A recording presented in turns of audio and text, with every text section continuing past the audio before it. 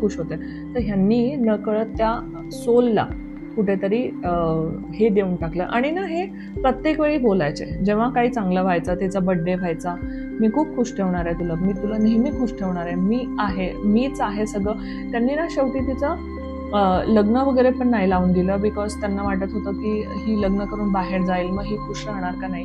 खूप जास्त ऑब्सेशन असं म्हणतो ना, त्या काइंड ऑफ कनेक्शन होतं त्यांचं त्यांच्या मुलीबरोबर. आणि त्यामुळे तिचं ते एक गोष्ट इनकम्प्लीट राहिली.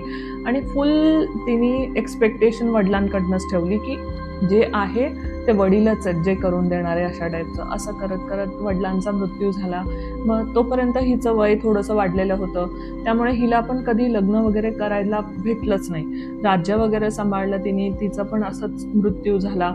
पण कुठेतरी हिच्या मनात होतं की पप्पांनी मला वचन दिलेलं की ते नेहमी मला खुशीत ठेवतील, ते नेहमी माझं देखरेख करतील, पण मला इनकम्प्लीट सोडून